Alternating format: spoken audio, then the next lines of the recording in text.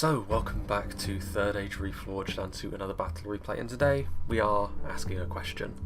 Is Elven blood truly superior? Because on the blue team today, this is also a battle that includes many of the well-known faces around the 3rd Age Reforged community in Discord. And on the blue team we have a force which comprises of factions which have got a heavy Elven influence at the very least, or who are just straight up Elven factions themselves. And on the red team, no Elven influences whatsoever. So it's going to be interesting to see who comes out on top. Obviously the non-Elven Alliance has got a wider selection of factions to draw from in that regard, but of course the Elven factions have all got their certain strengths. So we shall start off with the blue team and with the player who sent me this battle replay. Before we actually get onto that though, we are on the Plains of Mordor, this map is called perhaps, or the Plains of GORGOROTH or something along those lines. This is a map I haven't actually shown in quite a while, but it is a map that I actually do quite enjoy, considering it is a rather wide open field battle, and that is because it has these undulations throughout it. It has this wave-like effect going on, which can really be the making of your battle or the undoing of it, depending on how you interact with them. Because if you obviously take up a nice position on the high ground, get your lines sorted out correctly, then you can defend. Or if you catch the enemy off guard as they are moving around and they're not sort of set on a nice position, then they too can perish rather quickly. So there's definitely room to be aggressive and defensive on this map, and it'll be interesting to see which side that falls upon.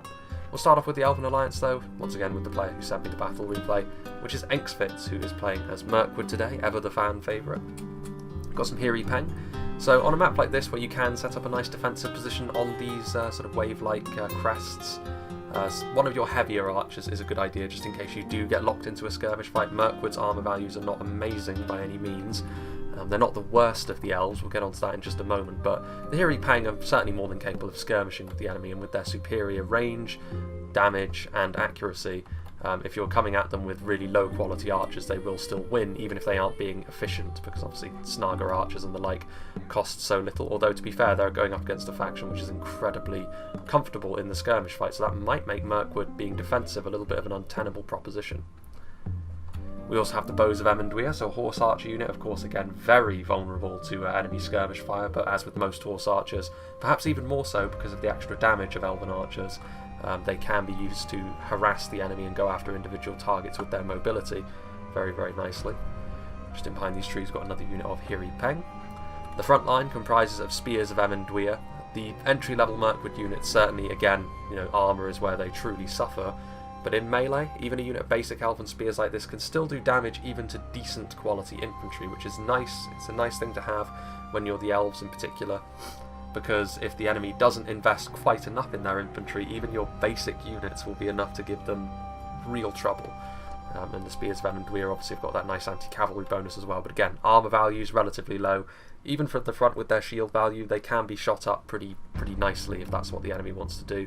The same thing applies to the Blades of Emondwyr, only of course no anti-cavalry bonus, no shield wall formation, but they're even better when things get up close and personal in melee because of their defensive skill, and they're good damage for an entry-level line infantry unit. Woodland Protectors back here, so a nice spear-javelin hybrid.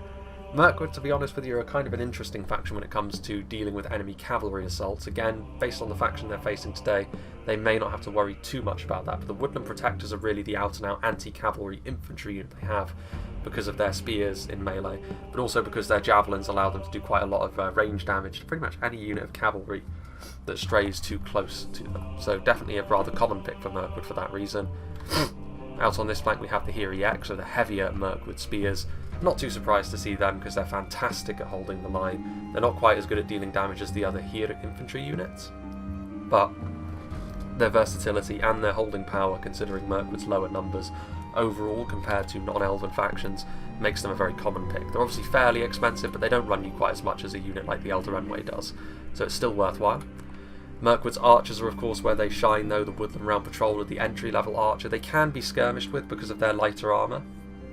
However, they can hide anywhere, so they don't necessarily need to reveal themselves until the time is right, which can make skirmishing with Mirkwood actually a kind of an awkward prospect, because you have to move closer to them before they reveal their skirmish line, at which point of course they can go after the targets they want to, rather than being forced to go after something that you want them to shoot. So It's something that Mirkwood can do to potentially avoid skirmish fights entirely, though the inclusion of the heavier archer suggests that they are willing at least to tolerate a skirmish fight, even if it's not what they would ideally want to do. Huntsmen of Amellanc, a unit of higher end, single hit point spear cavalry. They're very fragile actually because they don't have a shield. Heavy arrow fire can definitely kill them off pretty quickly. They're better armoured at least than the horse archers, but not to the extent that good quality archers won't kill them in droves.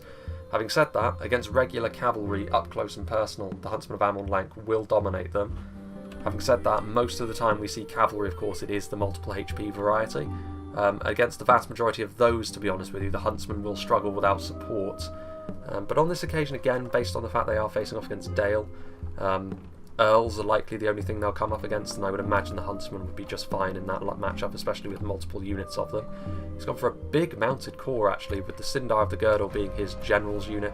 They used to be absolutely monstrous because of their anti-cavalry bonus and huge melee defense values. They're still pretty good at that, to be honest with you. They've been made a little bit less potent in that regard, but again, much in the same way as all of Mirkwood's elites, to be honest with you. As an all-round cavalry unit, you could make the argument that the Sindar of the Girdle are actually one of the better units of knights in the game. Once upon a time they were the best, like I said, I think, in my opinion, but what does let them down a little bit is the fact that they are fragile once their hit points are gone. They have the same problem in that regard as the Horse Lords of Ulmo, in the fact that they're really, really good when they're charging in, when they're in melee with something else. But when they're being held at arm's length and being shot, that can be their undoing. So Engsfitz does need to be quite careful there, because Dale should have plenty in regards to archers. Woodland Protectors, Hiriak, and another unit of Bows of Emondwyr. So yeah, a very mounted force this from Mirkwood, which could pay dividends for them, but it could also be their undoing if Dale are willing to wall up. Speaking of which, we have Starling playing as Lindon. Mirkwood, all of Mirkwood's fragilities are even more the case, really, for Lindon. Like I just said, the Horse Lords of Ulmo have the same problem. They're an unshielded knight unit. Yes, they're multiple HP, but once that hit point is gone, archers will kill them off probably even more easily, to be honest with you, than the Sindar of the Girdle. Having said that, at charging in, being swift, they are potentially the most devastating unit of lance knights in the game, I think, just because of how fast they move across the ground, and because of obviously their charge bonus. All that comes down to micro and how unprepared the enemy is to deal with the Horse Lords. But yeah, very, very strong unit of lance knights indeed. And just like the Sindar of the Girdle, fantastic in melee with other cavalry. That is an area though where the Sindar have a little bit more of an edge over the Horse Lords, but the Horse Lords better at charging in. Backed up by a couple of Harlenden riders, so yet more horse archers. Again, horse archers that are fairly fragile, to be honest with you. On this occasion, though, the Lindon horse archers are probably slightly tankier than the Bows of Emondwyr, because they do at least have a slight shield value. Having said that, neither one is going to do too well under sustained arrow fire, so the Harlenden riders may struggle in that regard. But they are spear cav in melee as well, so if they can get up into melee with something, the melee defense and the spears that they wield make Lindon a very harsh prospect. Indeed, the melee defense of Lindon on average is the highest in the game. 4 Lindon archers on the front, of course, skirmishing with the enemy. They're really reliant on damage because, again, their armour is so poor. It makes skirmishing with Lindon a bit of a tricky prospect, to be honest with you. They're definitely a faction which is hard to get the most out of, I would say. I really enjoy Lindon as a concept, but I'm not very good at playing with them, because I like having some margin for error when it comes to the survivability of my units and being a bit reckless with them, perhaps. That's not something you can afford to do with Lindon because of units like this. They are very, very fragile if you send them into the wrong situation. We've also got some Mithlond pikemen, obviously really good at holding the line. Fantastic. But again, most pikes are vulnerable to archers. That goes double for Lindon because of their light armour. Very similar for the 4 Lindon pikes, cheaper, worse than the Mithlond pikemen certainly, but still, you can't argue too much with Elven pikes, and this is the benefit to playing as Lindon. While they are all vulnerable to archers, no Elven faction can deploy pikes in the same number as Lindon, which is why I'm surprised we don't see them more in defensive sieges, to be honest with you.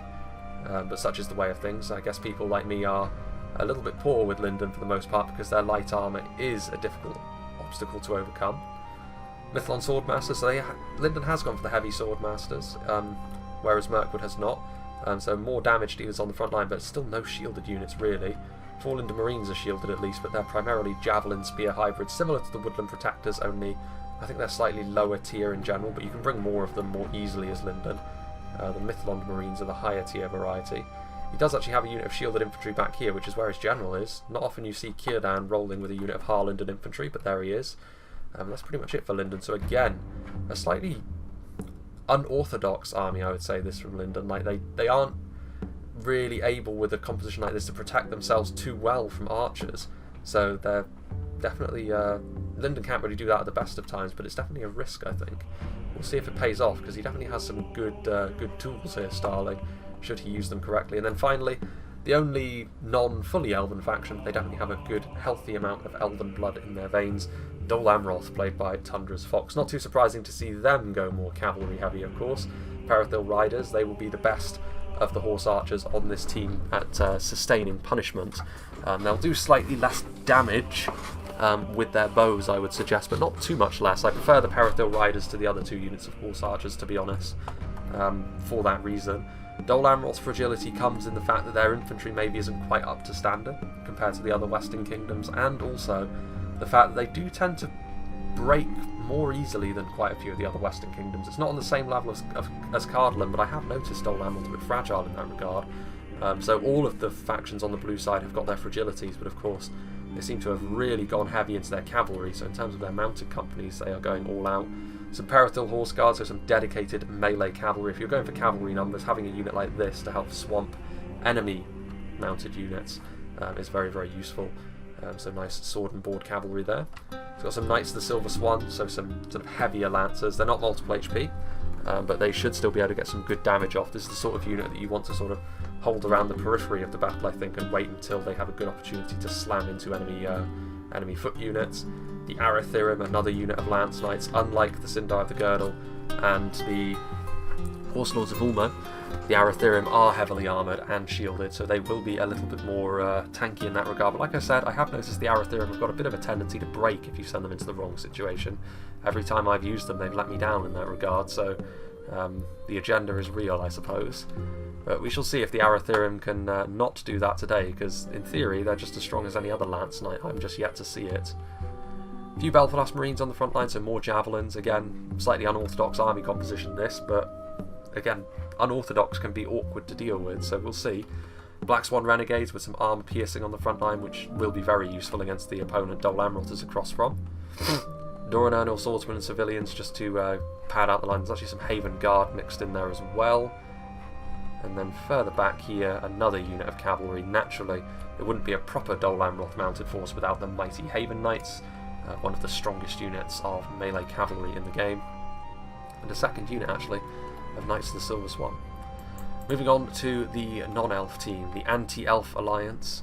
First of all, we have FFA Muffins playing as Erebor, so of course the dwarves need no encouragement to try and teach the elves a lesson.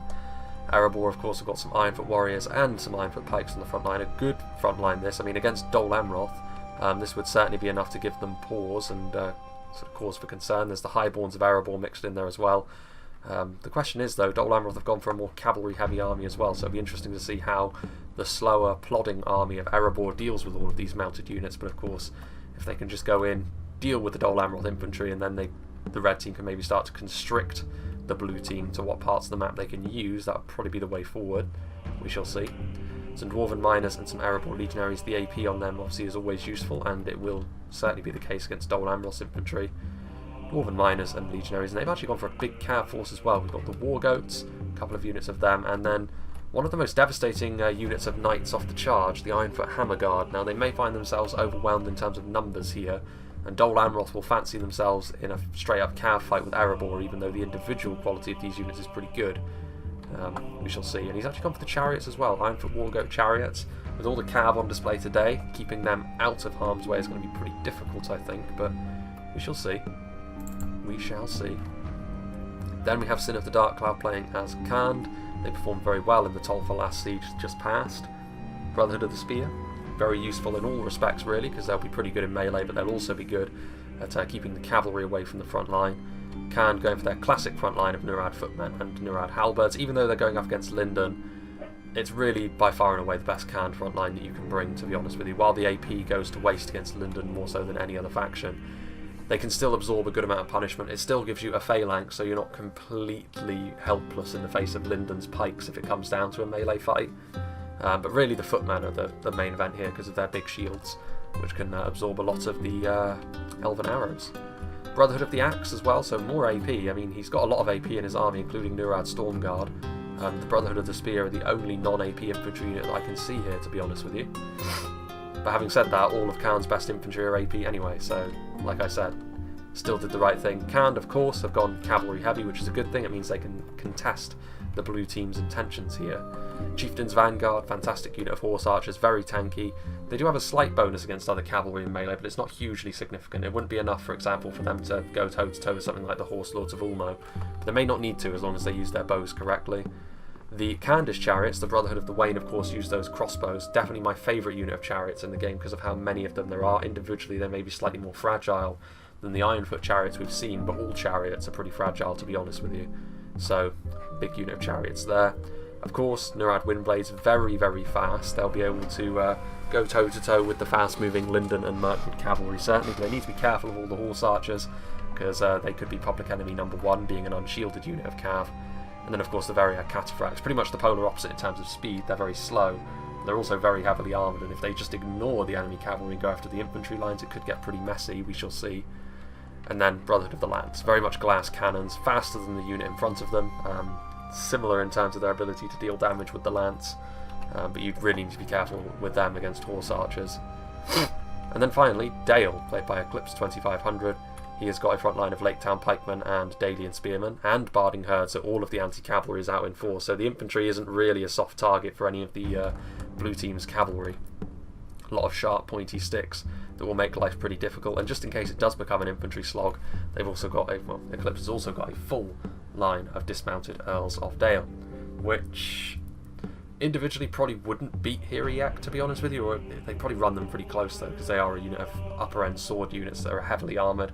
Hiriak are not armour piercing either, so that'd be an interesting matchup actually now that I come to think of it, but Dale clearly in terms of infantry are probably more prepared than Mirkwood in this situation.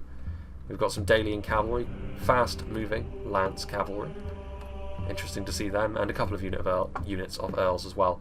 If this was always intended to be a cavalry showdown, it's interesting that Eclipse went for Dale, to be honest with you. They don't really have access to that cavalry bodyguard that most people do. And also interesting to note he hasn't gone, by the looks of things, for any black shots, which would be really useful for focusing down individual targets. Anyway, without further ado, let's begin. So this is going to be a match which is decided by cavalry prowess, because neither side has invested a huge amount into their infantry. Interesting to note as well, not a huge amount of missiles, on foot anyway, on the side of the red team, so if both cavalry sides really sort of give each other the business and there's not a great deal of them left by the end of things, between Mirkwood's skirmishers, and in particular I have to say Lindon's huge amount of pikemen, I would actually give the edge to the blue team in terms of the infantry fight, which is not what I was thinking would be the case here. That would definitely not be the case if there was more skirmishers on the part of the red team here. There may be a few Dalian archers intermingled throughout here, but it doesn't actually look like it. There's a few. Yeah, there's Kelvin River Patrol. I mean, they could be used to break up a phalanx, but whether they'll still be alive in the late game remains to be seen. There is one unit of Candish horse archers as the ranged attacks from the chariots.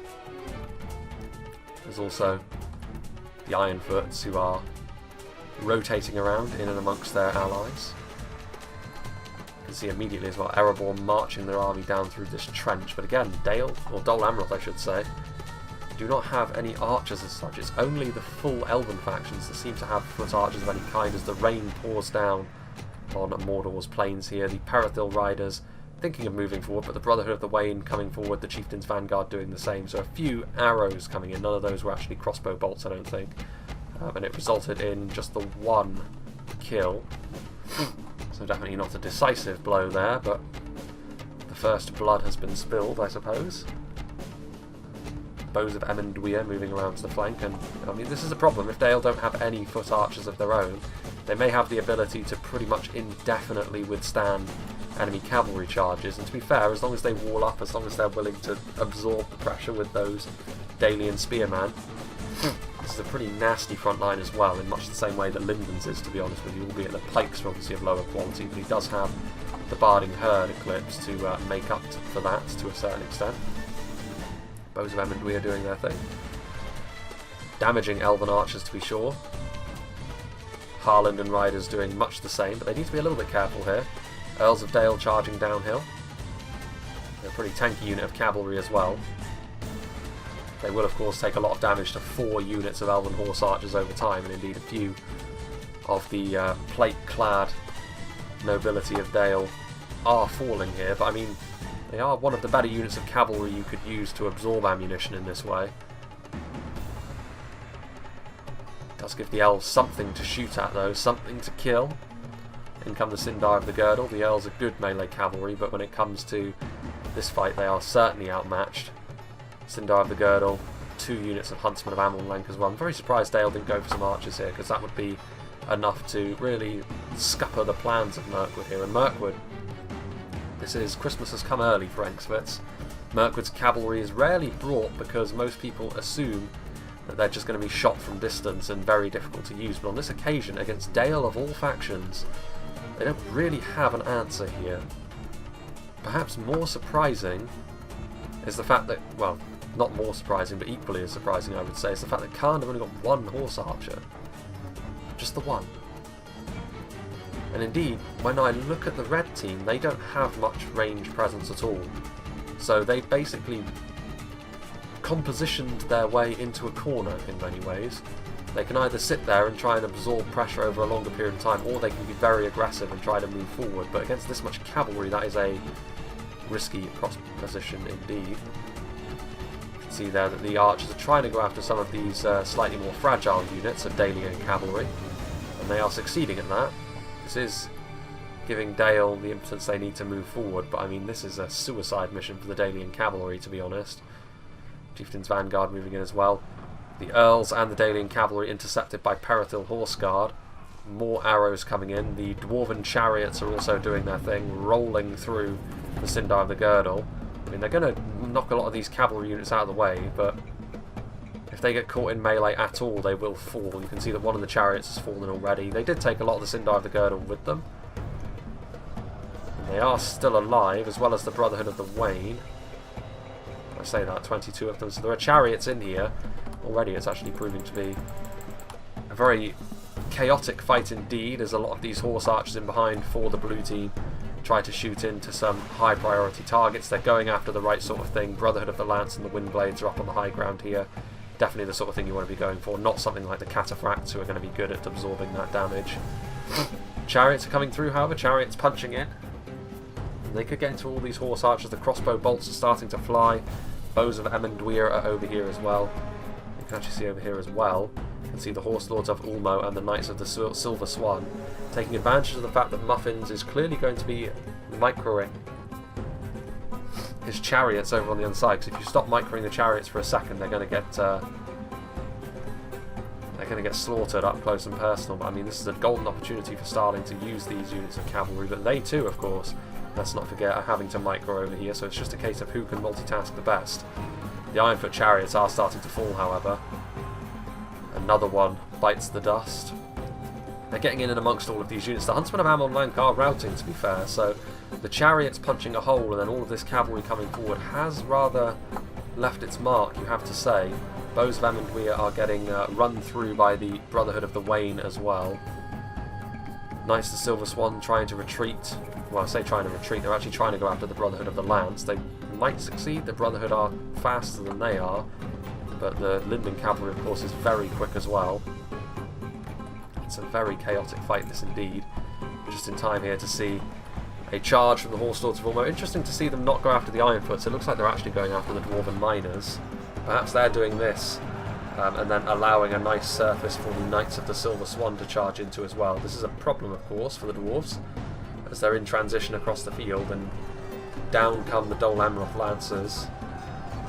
Swan banner fluttering in the breeze, and that's going to do a ton of damage here to the Ironfoots. They can already scarcely afford much of this, to be honest with you, because the Dwarves have got the best infantry. But I would say Khan have probably brought more of their heavy hitters in melee. The Highborns are here for Erebor, but I mean, if it comes down to an infantry fight when all is said and done, if the Cav fight is fairly even, like I said, I think the blue team have got the infantry edge. Perithil Horse Guard are charging in, but a counter charge here from the Dalian Spearmen. This isn't going to go too well for the men of Dol Amroth. As Dale's infantry comes forward, this is going to constrict the battlefield somewhat. And to be fair, I mean, the blue team invested a lot in their cavalry, and they are being pushed backwards. They are being forced back over their defensive position. This will of course allow some of Mirkwood's infantry and perhaps foot archers to start coming into their own to cover the cavalry's retreat. More of these horse archers firing their ammunition, and the war goats are also coming forward again. Heavy duty cavalry certainly. Nurad Windblades here, very swift.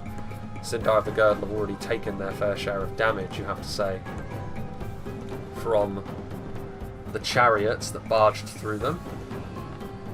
There we go. Variag Cataphracts are in behind the line. They are fighting with Huntsmen of Amon Lank. This is what I was talking about. They may be designed with anti-cavalry traits, the Huntsmen of Amon Lank, but they are no match for a unit of knights. And the Variag Cataphracts will defeat them, although with the help of the Sindar, that fight will go back in the other direction. But of course, more reinforcements from both sides really are just piling into this blob once again. The Nurad Windblades are on the way in, the Arathirim are on the way in. The Ironfoot Hammerguard are on the way in, so a massive blob of both factions over here. But the ranged support of the blue team is over here, so they're at least able to do a little bit of damage, but the red team are very aware of that, of course. They're trying to push through. Still, these Brotherhood of the Lance have relentlessly pursued the Harlingen Riders, but it's cost them very, very dearly, as Dol Amroth have been nipping at their heels this whole time. And the Knights of the Silver Swan, despite their own fragilities, are nowhere near the glass cannons that the Brotherhood of the Lance are. Meanwhile, still the Horse Lords of Ulmo coming in. I mean, they're going to feast upon these Dwarven miners. Definitely a worthwhile charge, to be honest with you. And they do actually end up bailing on their charge at the last minute, which is unfortunate for Muffins because they're going to roll right on through. Definitely not the most important unit, but all of this manpower does add up over time. And this is where even a single unit of crossbows would be so useful, because the lightweight nature of the Horse Lords of Ulmo would be ruthlessly exposed in that case. Dale's infantry, however, is pushing in. They need to make sure that that momentum continues as Engsfit's Mirkwood force continues moving backwards, so it's almost like a pseudo-kite this. I don't think this is what the blue team intended, interestingly enough, at least not as starkly as it has happened. I think they always intended to sort of move in, make the first movement to sort of harass with horse archers, and then as the enemy move in, they sort of layer themselves and shoot them all the way, while engaging with individual pockets of resistance of units that can hold the line for a long time, like the Hiriak. However, it has been quite a stark advance by the red team, like I said. Like, they have pushed back the blue team quite a lot, but this is where, presumably, all of these Mirkwood archers should come into their own. They're also being supported by horse archers of all stripes. The Ironfoot Wargoats are actually shaken at this stage. It does go to show the abilities of the Mirkwood cavalry in close melee, with the assistance of the Arathirim as well. Having said that, the Arathirim have been absolutely obliterated by the Ironfoot Hammerguard. Those big armour-piercing warhammers in melee showing no mercy to one of the best looking units in the game, but ultimately they are more show than anything else, I think, the Arathirim. I'm still not overly sold on them. I think there might be something incorrect about them, to be honest with you, but they should still be able to do the job. They may not be as good as other Lance Knights, but still. In come the Chieftain's Vanguard from Khan. I'm not actually sure the red team can keep this assault going on horseback for too much longer. The Brotherhood of the Wain are still rolling on through, still causing problems. The cavalry is largely gone over here. Well, I mean, the cavalry is heavily depleted, I would say, at this point. To be fair, Mirkwood are not actually going to be that great at dealing with this Dalian infantry. Dale have got all of the phalanx units. Mirkwood, one of the few factions in the game that do not have access to a phalanx unit of their own. So the Barding Herd and the Lake Town Pikemen will be good against the Mirkwood infantry, to be fair. Mirkwood want it to be more of a pit fight, close, hand-to-hand style. Dale want the opposite. Of course, if Lindon were to come over here, Lindon would show Dale how pikes are really meant to work. But Lindon are holding position alongside the Dol Amroth infantry for the time being, so of course if they move, they invite pressure from the Candish and Erebor infantry. Woodland Protectors, we will actually go up to 1 speed once more. Carithor Riders continuing to fire, and they probably racked up a pretty decent kill count for themselves, shooting into the War Goats. The Chieftain's Vanguard are the tankiest unit of horse archers in the game, so you'd imagine them to be pretty dominant in a ranged fight, but there are a lot of foot archers over here as well, which is not ideal for the human-inspired riders. Variag Cataphracts causing the breaking of that very depleted unit of Huntsmen. The Ironfoot War Goats are still here also. Dale are on top of this hill at this point, but they need to keep the momentum going. Mirkwood, Angsfitz, he notices an opportunity to shoot right into the front of Dale's most vulnerable infantry unit, and actually one of the most dangerous for him to deal with, to be brutally honest. On this front line where the phalanx units are, you can see the Amenduia units really struggling against the heavy-duty nature of Dale's front line. Keldon River Patrol are also over here. Having said that, this one unit of Keldon River Patrol has been utterly destroyed by the Haven Knights, so that's a good catch. The very depleted Sindar of the Girdle coming from the other side as well, so that's good. It's definitely a bloody affair for both sides over here, but Dale will ultimately run out of steam, I think, with all the javelins and archers coming in doing a lot of damage to these pikes. But I think actually as well, based on what's been happening, the Dol Amroth cavalry has been a bit of a saviour for Mirkwood's infantry. Mirkwood really threw themselves into that cav fight, which ultimately ended up with them having not much cavalry left. It was out of necessity, to be fair, but they need more mounted units to do the damage, and Tundra's Fox is obliging. His cavalry is doing a very nice job. The Haven Knights and the one unit of Silver Swan Knights that he brought over here, depleted though they may be at this stage. Perithil Riders also. It's a challenge to wrangle this much cavalry, but both sides have actually done a good job of that so far, really. It can get very chaotic very quickly, but I think as the battle goes on we will start to see more sorted battle lines emerge. Dale already is trying to make the fight a little bit more in that vein. You can see there the Chieftain's Vanguard was going to charge in, they thought better of it. Dale's infantry is moving forward though. Mirkwood simply do not have the infantry numbers. Investing in 5 units of Mirkwood cavalry is extremely expensive, and it has left them understaffed on the front line, whereas Dale, they brought less cavalry overall and their cavalry is cheaper, so they've got heavy hitters on the front line. Earls and Barding Herd, even their sort of more basic units like the Lake Towns are going to be useful just because of their phalanx. Haven Knights need to get out of there. They're lucky that wasn't a unit of Barding Herd, to be honest with you. Mirkwood continue to move backward, continue to try and shoot. Barding Herd, though, are a pretty resilient unit of cavalry themselves. This unit of Knights of the Silver Swan has been continuing to make a nuisance of themselves.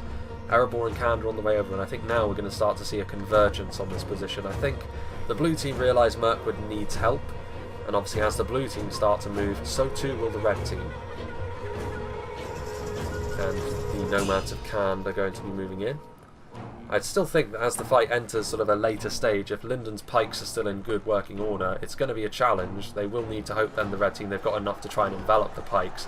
Because you can see Lindon are now on the front line, they are getting some good units in here. The Mithlon Swordmasters and the 4 Lindon pikemen are immediately enough to start turning this wing of the fight around in favour of the Elf Alliance. Keldon River Patrol are here. Black Swan Renegades have also arrived, so Dol Amroth doing their bit as well. Those maces will have a good impact on the Barding Herd in melee, but of course as the phalanx becomes established you would imagine that fight would turn around. They'll do need support at this point though, because the blue team have arrived to help their ally first, but now we're going to start to see the arrival of Kand, which we'll get to in just a moment. Woodland Protectors are now in melee. There are the Chieftain's Vanguard, cutting down some of these Bladesmen of Amenduia that have remained behind. The Woodland Protectors are also surrounded by Earls and Spears.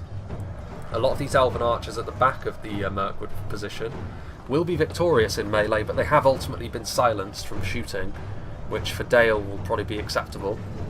And the Hiri Pang and this unit of Earls are actually trading evenly with one another, but I would imagine the Hiri Pang probably will win because of the fatigue and the numbers slightly favouring them. Yeah, the reinforcements, Dale's side is starting to struggle, but as if on cue, the Candish infantry comes in.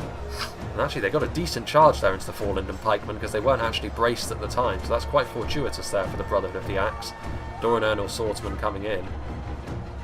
But this is where Kand's resilient frontline and Erebor's resilient frontline could start to come into effect. Like I said, in a straight up fight between 2 factions, I think Lindon are the best prepared here, but it just depends on whether or not they have the numbers here, because I think Dol Amroth sent most of their infantry to try and bail out Mirkwood. In so doing, they may have actually left Lindon under-defended.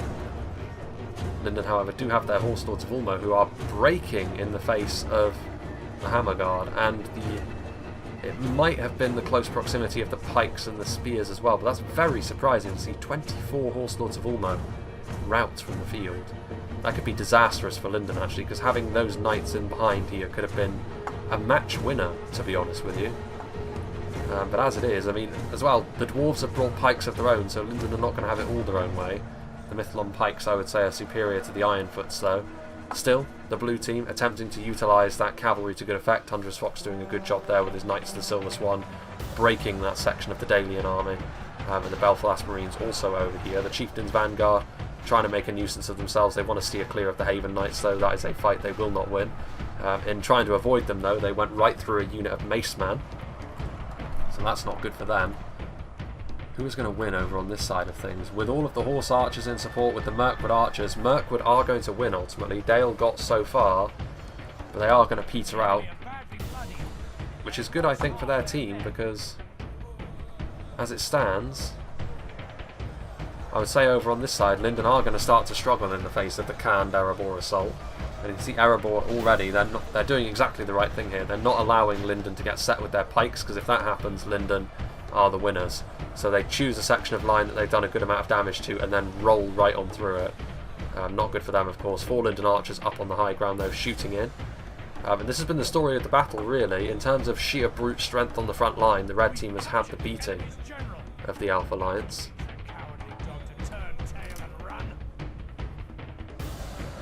Oop.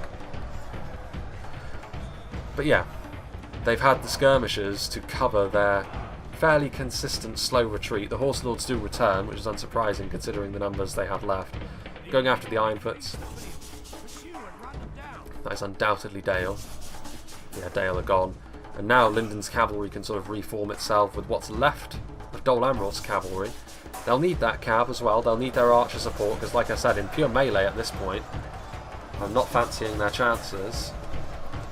There's a lot of Elven arrow fire coming in now.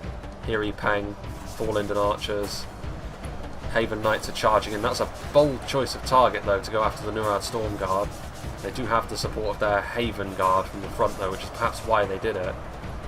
But it is a risky proposition indeed to go after Nurad Storm Guard with cavalry. An even fight here between Cand and Lindon. I think Lindon will start to pull that back, especially with the support of the Black Swan Renegades from behind.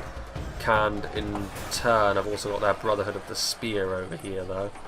But with Lindon's support, I think this wing of Cand's force will be destroyed, and with that, I don't think they'll be able to recover. They need to reorganise themselves here, but the problem is, if they stay static, the archers kill them. If they keep trying to move and be aggressive and be expansive, the cavalry will probably pick them off. So I think the blue team have played a good game here. And I think the red team's options are dwindling. Morale could start to come into it as well. Erebor's morale is decent, but it's the lowest of the 2 dwarven factions. Cand's morale is also highly questionable when under extreme pressure. Whereas, of course, Lindon and Mirkwood's morale, just fine. Chieftain's Vanguard getting caught in melee with all sorts of the dregs of many units, really. In come the Highborns. They're still very healthy, actually. They're probably the single scariest unit of infantry left on the field. They're almost completely unharmed. They're very, very tanky as well. Ooh, Horse Lords of Ulmo charging in. That's going to be pretty nasty. They may have been routed once, but they have come back, and they're coming back to haunt Khand in many ways. Speaking of which, though, they have managed to get a unit of Nurad Halberds up onto the high ground here, and they will be able to polish off this unit of 4 Lindon archers. So it's not over yet. The archer support is being dealt with quite nicely, actually. Chieftain's Vanguard chasing them down. Nurad units claiming the top of the hill. At what cost is this going to be, though, as they move to the top of the hill? Because as they have done that, gaps for the cavalry have certainly become immediately apparent. Are they going to try and save those archers, or are they going to try and go after the Erebor Legion? They're actually going to get intercepted by the Hammer Guard. That's unfortunate, but it's Haven Knights, so they will be just fine. The Haven Knights and the Horse Lords are still in good working order, though, which is a bad sign for the anti-Elf Alliance. There goes Círdan, though. That is the downside of placing your general in a unit of standard Harlingen infantry. He himself is not as tanky anymore. Because Harlingen Riders still have a bit of ammunition as well. And against Dwarven units, they can absorb ammo a little bit better, but the Highborns, they are surrounded a little bit here. They're getting shots. There's still some Haven Guard. With the support, the Haven Guard should be fine here, actually. So, yeah, more bad news for the red team, I think. And morale shocks could be how this ends. Trying to save these 4 Lindon archers, and they do need support from those archers, to be honest with you. There's a rather interesting looking individual with his glaive. because the 4 Lindon archers are not exactly the tankiest in melee. The Nurad footman will be able to defeat them, but now some Hiri Peng coming across, that should be enough to turn the fight around, especially in conjunction with the arrow support. Belfast Marines are still here as well. Yeah, the mobility, I think, is ultimately what's going to finish the red team off here. They had the strength in melee come the final phases, but they didn't have the support around that melee, both in terms of archers and cavalry. The blue team have had the edge. In terms of archers, the blue team have had the edge since the battle first kicked off, because they didn't really have anything on foot in terms of skirmishers, did the red team. That was a conscious choice, and I don't think it's helped them here. Even a single unit of crossbows could have been enough to change the outcome of the fight from Erebor, or even a single unit of high-end Dalian archers, the Black Shots, the Royal Guard, even Bardian Marksmen, perhaps could have made a nice difference. As it is, though, the Belfast Marines and the Haven Guard working to finish off this unit of Erebor Legion. Yeah, the Nurad units at this point are on the verge of routing, with the Harlindon Riders charging into them. And so it is going to be, ultimately, all over. And as it turns out, yes, elves are indeed superior, as it happens. Nice to see Lindon as well. Nice to see Lindon's infantry actually able to express itself, because, like I said, if the red team had brought skirmishers, Lindon would have been the one that probably would have been the target for that. You can get so much value against Lindon with a unit of good archers, especially into their pikes, and that would have been possible in a battle like this, most certainly. Yeah, canned at this point, their infantry routing all over the place. The 4 Lindon archers ultimately were saved, very battered and bruised at this point. I think the cavalry play was good, though. Mirkwood threw their cavalry under the bus pretty quickly, out of necessity. Lindon's cavalry was conserved very well, but I think a special mention has to go to Dol Amroth here.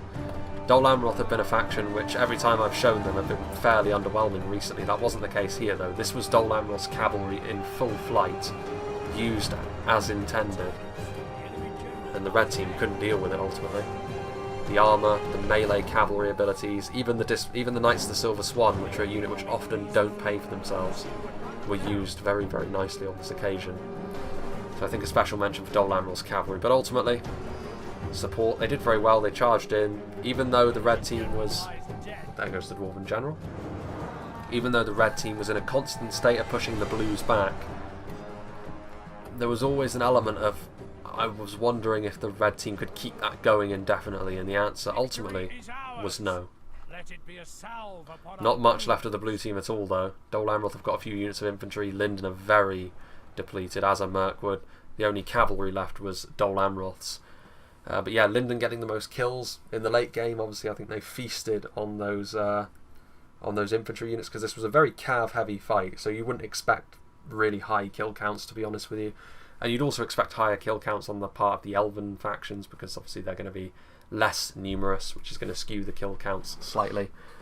But like I said, the battle was what it was. Let's have a look and see what did the damage for Engsfitz's army, the Mirkwood army. And you can see here, the cavalry units were... This is kind of what I expected, because they were the ones that sort of took on the first wave of the enemy cavalry with all the chariots and the like. Was very, very bruising for the Mirkwood cavalry. So you don't expect huge kill counts. And they did very well at their job, to be honest with you, because that is what ultimately allowed Dol Amroth in the late game to use their lancers nicely. It's what allowed Lindon to conserve their strength so nicely. And then both of those other players also then capitalised on that. So it was good play all round, really. And it wasn't really anything the red team did all that wrong. I think the fact that they were super aggressive with their cavalry actually did yield the results they wanted. I think it was just the devil was in the details here. If we really analyse this fight, there was probably a few things the red team could have done. Maybe Dale could have got their phalanx sorted and set a little bit more quickly. Maybe Erebor could have prevented those harassment charges as they were moving their army across to join up with Khan's infantry. Composition as well, maybe they could have brought some ranged units. Maybe that would have made a difference. In the end, though, the Hiriek did really, really well, actually, considering they were ultimately overwhelmed reasonably quickly by Dale's infantry. 201 and 121 is not bad at all. They were ultimately trampled underfoot, but they at least managed to strike out before they did so. And a lot of Mirkwood's infantry actually did that, to be fair. They were always fighting on the back foot, or at least they were fighting on the back foot for a while until Lindon and Dol Amroth infantry arrived to bail them out, and they were doing that reasonably well, you have to say. they dug themselves in. You don't often attribute Mirkwood to being this dogged faction which is really good in a grind, but on this occasion they were able to pull that out of the bag, and a lot of that I think comes down to their melee defense. Mirkwood, second only to Lindon in those regards really, and it definitely helped them out here. So yeah, big thank you to Enxfitz for sending this one in. A nice little pitch battle between a lot of the regular faces that we have seen over the course of Reforged. And it obviously it's nice to break up the sieges with one of these fast and furious and highly technical battles every now and then. So yeah, once again, I'm recording these basically as I get them at this point. Anytime I get a replay that I want to use, I can now record it pretty much immediately and then do it. So once again, my backlog went from 1 to 0 with the use of this replay. So yeah, any replays, do not hesitate to send them in to Discord over DMs. And yeah, as for what's coming up, this is probably deep into October at this point by the time this one will come out. So yeah, I mean, the university term will be fully underway. Whatever my schedule ends up being, whether it's the same as it is at the moment, which I hope it will be, or whether I have to sort of tweak it a little bit. The amount won't change, but the positioning of the streams and the pre-records may very well, depending on what happens. We shall have to wait and see. But yeah, it's one of those things that will have been made apparent already by this point. But regardless, there probably will be a channel update video like I've already mentioned. Probably it will have already come out by this point, sort of detailing what I'm going to do, because I've already started up drawing up sort of options for short-term plans depending on how the university term starts to structure itself. I've also started making up longer-term plans depending on what I do. So again, there's a lot of different ways things could go in the sort of mid-term for my channel. It will not be going away at all, like I constantly mention. Like ideally, like the channel will remain. It just depends in what sort of schedule I have to sort of try and fit around, and that's one thing I've been planning for. Ideally, the amount of content will remain the same regardless.